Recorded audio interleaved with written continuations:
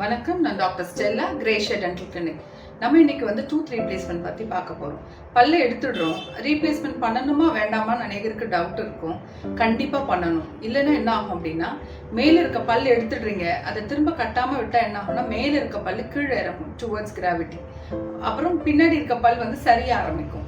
அது மட்டும் இல்லாமல் நம்ம பல் எடுத்துட்டு கட்டாமல் விட்டோம் அப்படின்னா முன் பல்லில் சம்டைம்ஸ் வந்து கேப் விழுறதுக்கும் வாய்ப்பு உண்டு. ஸோ இப்போ பல் கட்டுறது எப்படி கட்டலாம் அப்படின்னா மூணு விதமாக பல் கட்ட முடியும்.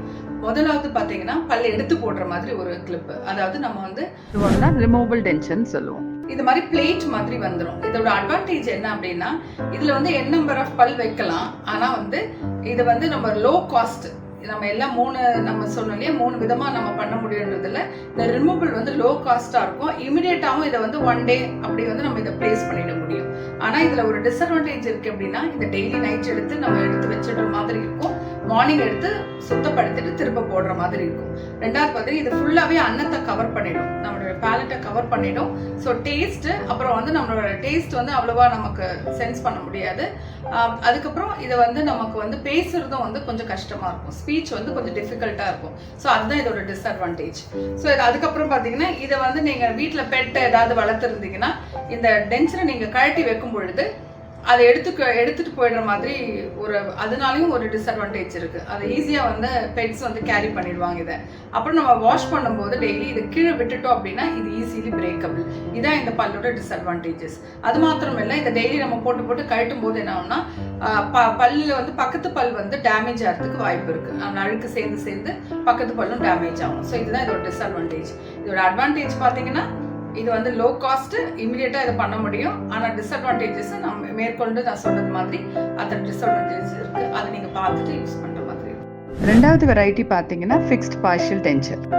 ஃபிக்ஸ்ட் டென்ச்சர் பார்த்தீங்கன்னா நம்ம வந்து 2 டூத், இதில் வந்து நம்ம பக்கத்தில் அட்ஜசன்ட் டூத் வந்து டேமேஜ் பண்ணுற மாதிரி இருக்கும். அப்படின்னா அந்த பல் நல்லா இருக்கும், பல்லு கட்டுறதுக்காகவே வந்து நம்ம அந்த 2 பல்லையும் நம்ம சப்போர்ட் எடுக்கணும். ஒரு பல் இல்லை அப்படின்னா நீங்கள் பார்த்தீங்கன்னா இதில் வந்து நடுவில் பல் இல்லை.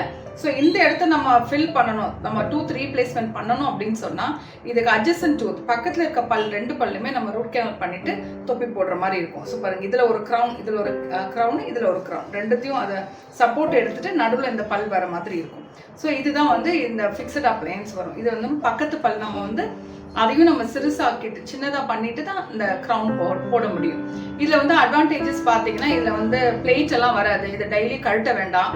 இது வந்து நமக்கு வந்து நம்ம சொந்த பல் யூஸ் பண்ணுற மாதிரியே பண்ணலாம். இந்த டிஸ்அட்வான்டேஜஸ்ன்னு பார்த்தீங்கன்னா இது ரொம்ப நம்பர் ஆஃப் டீத் வந்து நம்ம சப்போர்ட் எடுக்க முடியாது. ஒரு நிறைய பல் இதுவாக இருந்துச்சு அப்படின்னு சொன்னால் 2 பக்கமும் ஒரு குறிப்பிட்ட அளவு பல் மட்டும்தான் நமக்கு வந்து வைக்க முடியும் சப்போர்ட் எடுத்துட்டு. அடுத்தது வந்து பார்த்தீங்கன்னா இதில் வந்து நம்ம வந்து எதுவும் ஹார்டாக அப்படி கடிக்க முடியாது. இது கேப் க்ரௌன்ன்றதுனால இதை கழண்டி வரத்துக்கும் வாய்ப்பு இருக்குது. இந்த ஃபிக்ஸ் டென்ச்சரில் என்ன நமக்கு அட்வான்டேஜ் அப்படின்னு சொல்லி பார்த்தீங்கன்னா, அதுதான் நான் சொன்ன மாதிரி இது எடுக்க வேண்டாம். நம்ம சொந்த பல் எப்படி இருக்கோ அதே மாதிரி நம்ம ப்ரஷ் பண்ணி இதை பாதுகாத்துக்கிட்டா போதும். ஒருவேளை இந்த பல் வந்து கழண்டுச்சுன்னா நம்ம வந்து திரும்ப வந்து சிமெண்டேஷன் பண்ணி இதை ஃபிக்ஸ் பண்ணிக்க முடியும். இதில் இன்னொரு ப்ராப்ளம் இருக்குது, என்ன அப்படின்னு பார்த்தீங்கன்னா இதை கழண்டுச்சு நீங்கள் தூக்கி போட்டுட்டீங்க அப்படின்னு சொன்னால் நீங்கள் திரும்ப பண்ணுற மாதிரி இருக்கும். ஸோ ரிமூவ் ஆயிடுச்சுன்னா நீங்கள் திரும்ப வந்து கண்டிப்பாக பக்கத்தில் இருக்க டென்டிஸ்ட்டை போனீங்கன்னா இதை ஃபிக்ஸ் பண்ணி கொடுத்துருவாங்க. இல்லை டிஸ்அட்வான்டேஜ்னு பார்த்தீங்கன்னா காஸ்ட் எஃபெக்டிவ். அந்த ரிமூவபிளை விட இது கொஞ்சம் காஸ்ட் வந்து ஜாஸ்தியாக இருக்கும்.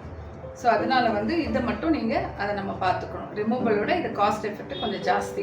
இதில் வந்து நிறைய வெரைட்டி ஆஃப் டீத் இருக்குது. உங்களுக்கு எது உங்களால் நம்ம ஃபினான்ஷியலாக பண்ணிக்க முடியும் அப்படின்றது இருக்கிறத பொறுத்து நம்ம கேப்ஸ் வந்து நிறைய வெரைட்டி அவைலபிளாக இருக்குது, அதை நம்ம போட்டுக்கலாம். மூணாவது பார்த்தீங்கன்னா இம்ப்ளான்ட்ன்றது நம்ம பக்கத்து பல் எதையுமே டிஸ்டர்ப் பண்ணாமல் நம்ம வந்து அந்த இது போட முடியும். அதாவது இதில் உங்களுக்கு தெரியும் நினைக்கிறீங்க பாருங்கள், ஒரு ஸ்க்ரூ மாதிரி இருக்கும். இந்த மாதிரி உள்ளே வந்து நம்ம இம்ப்ளான்ட்டை பிளேஸ் பண்ணிவிட்டு அதுக்கப்புறமா வந்து இந்த பல்லை பிளேஸ் பண்ணுற மாதிரி இருக்கும். இது வந்து அட்வான்டேஜ் என்னன்னு பார்த்தீங்கன்னா இதில் வந்து நம்ம பக்கத்து பல்ல எந்த பல்லையுமே டேமேஜ் பண்ண வேண்டியதில்லை. நம்ம இம்ப்ளான்ட் உள்ளே பிளேஸ் பண்ணிவிட்டு அதுக்கு மேலே வந்து நம்ம எந்த பல்லு இல்லையோ அதை மட்டும் ரீப்ளேஸ் பண்ணால் போதும். இது வந்து ஆனால் என்ன இது பார்த்தீங்கன்னா டிஸ்அட்வான்டேஜ் பார்த்தீங்கன்னா இது வந்து காஸ்ட் வந்து அது 2 காட்டிலும் இது காஸ்ட் கொஞ்சம் ஜாஸ்தி இருக்கும். அது இல்லாமல் இந்த டியூரேஷனும் ஜாஸ்தி. இது பார்த்தீங்கன்னா நம்ம வந்து ஒரு மினிமம் வந்து 3 to 6 மந்த் வந்து இந்த நம்ம பிளேஸ்மெண்ட் வந்து அதோட பொறுத்து நம்ம ஒரு கண்டிஷன் பேஷண்ட் கண்டிஷன் பொறுத்து இது வந்து டியூரேஷன் இருக்கும். அதுவும் வந்து இது எல்லாருக்கும் பண்ண முடியும்னா பண்ண முடியாது.